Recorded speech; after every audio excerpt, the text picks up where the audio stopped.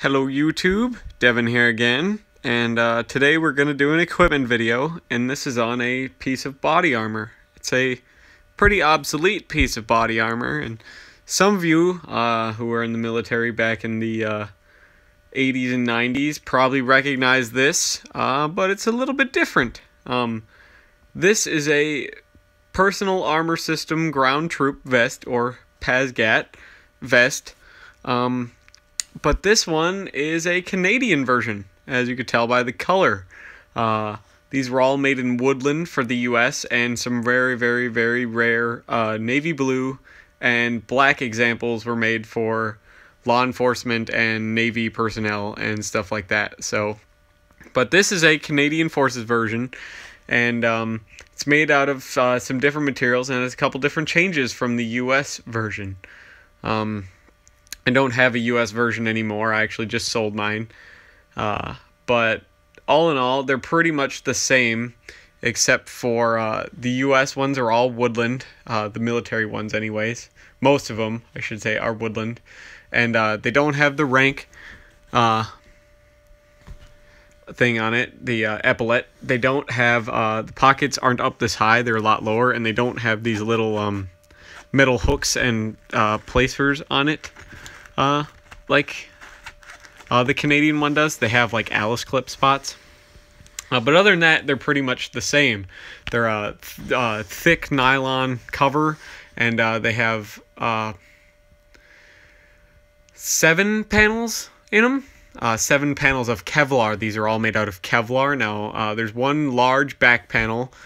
There's one half of the front panel, one other half of the front panel, and it's held in place with Velcro and this storm flap with Velcro on it also in the front. And then there's the 2 collar ones and the 2 shoulder pads. So there's 7 pieces total in this. And the Canadian one differs also, as it has this kind of buttstock prop on theirs as well.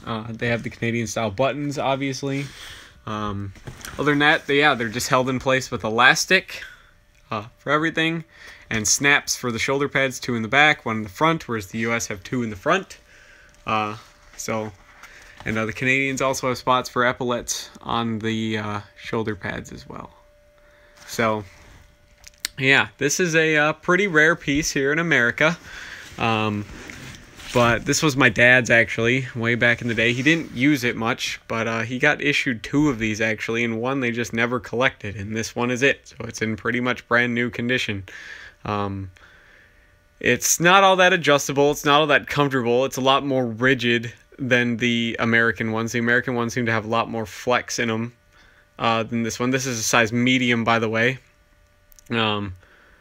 The Canadian one also has that hanger on it. See that little tab of cloth right there? That is like so you can hang it up.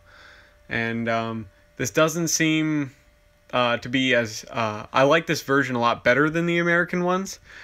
This thing is probably all, pretty much degraded, the Kevlar in it anyways, because you're supposed to replace the panels every so often.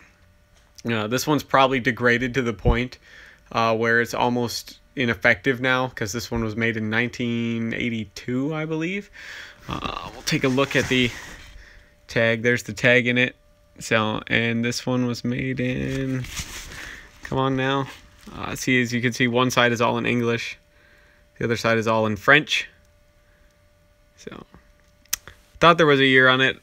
There is somewhere, I think, but I'm just not reading through all of it now. But I think it was made in it was either in the late 80s or early 90s, or like mid 80s, I think it was. So we'll just say like the 80s it was made. And it's a really effective vest, the PASGT is. Now, this vest does not hold plates. It's just Kevlar panels. It was never designed to hold plates.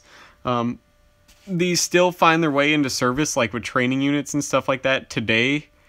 As of 2017, I think they haven't been fully phased out, because if you still have it lying around, why not? Like, I've seen some pictures of Canadian military personnel still wearing the Pattern 82 web gear as well with these. So if it's still got around, why use it if it still works? So, I mean, why replace it? That's expensive too. Body armor is expensive. So, but this is a Kevlar PASGT, essentially. You can find these, the Woodland American ones anyways, for pretty cheap, anywhere from $20 to $100. And if it's brand new, and it comes with the label and everything, the like manual in it. Now the manual sits in the vest, like behind the tag, that big white tag in the American ones. There's a little place where you could put the booklet down in there. You can find, if you could find it with the manual brand new, I'd say you could probably pay $100 if you're a collector. But if you're just looking for one to like beat up on and play airsoft with, just buy a crappy used one for like $20. Now most people are going to fit into a medium or a large. But they do make them in extra large, and they do make them in small as well. So I say go off of your shirt size. So like if you know what your military shirt size is, use that as your reference. So hopefully you guys like this video. Like I said, I got a lot of body armor and stuff like that. I don't think I'm going to do a separate thing for that. I'm just going to rope it in with the equipment.